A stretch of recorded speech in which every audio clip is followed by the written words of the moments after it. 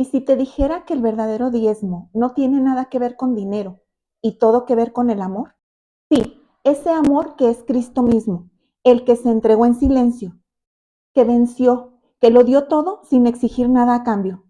Desde el principio, todo en la Biblia tiene dos lados, uno terrenal, visible, limitado, y otro celestial, espiritual y divino. La ley, el templo, los sacrificios, el sacerdocio, todo eso era sombra y figura de algo mucho más sublime. Y el diezmo no es la excepción. En el antiguo pacto, el diezmo era parte de un sistema físico. Se daba en especie, frutas, granos.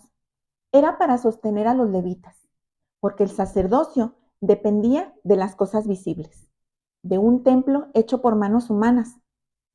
Pero ahora tenemos un sacerdocio eterno, un templo no hecho por hombres y una ofrenda que ya fue dada una vez y para siempre. Cristo no es un sacerdote terrenal, no viene de Leví, sino de Melquisedec, sin principio y sin fin, sacerdote del Dios Altísimo, portador de paz, de pan y de vino. ¿No te suena familiar? Cristo es el pan de vida, su sangre el vino nuevo, y en él todo lo visible se volvió eterno. Cuando Abraham entregó los diezmos a Melquisedec, no lo hizo por obligación. Aún no existía ley, no existía templo. Esa escena era profética, era sombra y figura de algo mucho más sublime. El rey de Sodoma representa al Padre, a quien Abraham, imagen del Hijo, entregó todo el botín de guerra, diciendo, ni una correa de sandalia tomaré de lo que es tuyo. Todo lo que te pertenece lo entrego. Aquí está el paralelismo, cuando Cristo, exhalando su último aliento, dijo, Padre, perdónalos, porque no saben lo que hacen. Ahí estaba entregando en manos de su Padre el juicio para con sus detractores. Abraham representa a Cristo triunfante, pero humilde, exhibiendo el botín, así como Cristo exhibió a los principados y a las potestades de los cuales habla Colosenses 2:15, entregando a Dios lo que le pertenece.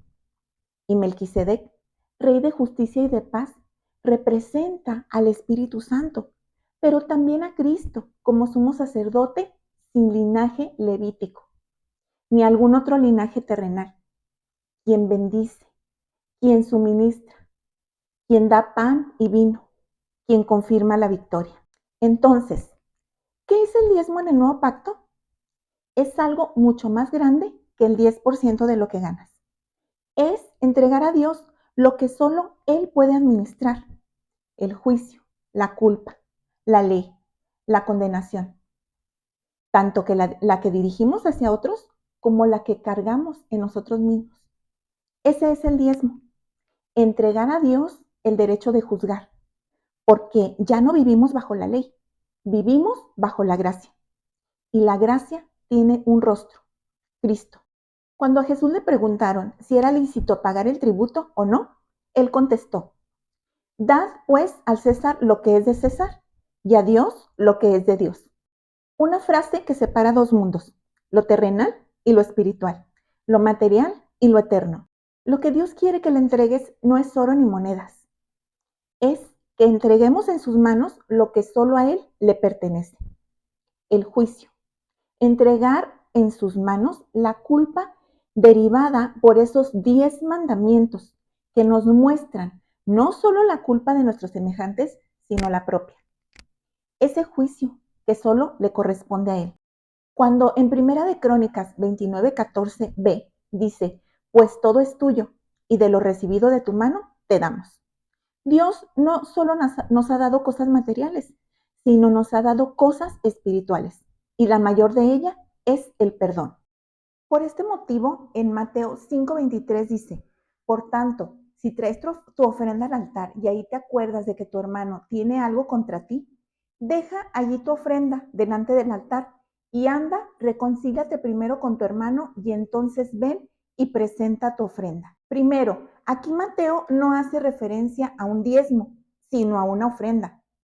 ¿Recuerdan al mosquito y al camello? Pues sí, la parte más importante y más sublime del diezmo o de la ofrenda es el perdón. La parte más pequeña es el bien material. En nuestro caso, como iglesia terrenal, como grupo o congregación donde nos reunimos, damos una ofrenda para la compra y el sostenimiento del inmueble, del pago de la luz, del agua, de los gastos que se generan, el pago al pastor o alguna otra cosa, pero es una ofrenda voluntaria. No tiene un porcentaje, ni es una obligación. Segunda los Corintios 9:7 dice así: cada uno dé como propuso en su corazón, no con tristeza ni por necesidad, porque Dios ama al dador alegre. Este pasaje también es necesario verlo en esas dos partes. La parte terrenal, que es la aportación de un bien, de algo monetario, darlo con alegría y con libertad. Y también en la parte espiritual, el compartir la palabra de Dios con alguien que lo necesita, el otorgar el perdón también como parte sublime y parte espiritual. Esa es la parte más importante y hay que darla también con alegría. Entonces, nosotros, los cristianos del Nuevo Testamento, ¿damos o no damos diezmo? Hoy no hay templo físico, no hay sacerdocio levítico, no hay ley mosaica vigente. El diezmo material fue figura, una sombra, pero el diezmo espiritual, que es el perdón, entregar en manos del gran rey la culpa derivada por esos diezmos o 10 mandamientos, ese sí permanece, porque el amor permanece. Y perdonar a otros, entregar el juicio, quitar la justicia humana, eso es dar a Dios lo que a Dios le pertenece. Dad al César lo que es del César y a Dios lo que es de Dios. Por eso, si tú estás viendo el diezmo como la entrega de un porcentaje de tus ingresos económicos, estás viendo la sombra, lo material, lo caduco, lo que dejó de tener propósito y sentido. Pero si por el contrario, estás viendo la parte espiritual, celestial y eterna, no lo estás viendo tú. Eso es algo que está produciendo Dios en ti por medio de su Espíritu Santo. Primera de Timoteo 6:3 lleva como subtítulo Piedad y contentamiento. Si alguno enseña otra cosa y no se conforma a las sanas palabras de nuestro Señor Jesucristo y a la doctrina que es conforme a la piedad, está envanecido. Nada sabe y delira acerca de cuestiones y contiendas de palabras, de las cuales nacen envidias, pleitos, blasfemias, malas sospechas, disputas necias de hombres corruptos de entendimiento y privados de la verdad, que toman la piedad como fuente de ganancia. Apártate de los tales. Pero gran ganancia es la piedad acompañada de contentamiento.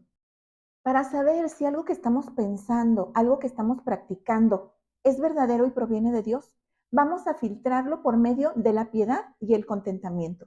Si lo que tú estás haciendo no te produce piedad y contentamiento, eso no proviene de Dios. Romanos 8:5, porque los que son de la carne piensan en las cosas de la carne, pero los que son del Espíritu en las cosas del Espíritu. Si este mensaje tocó tu corazón, compártelo, no por mí, sino para que estas cosas que son espirituales se compartan y sean de beneficio para alguien más. Dios te bendiga.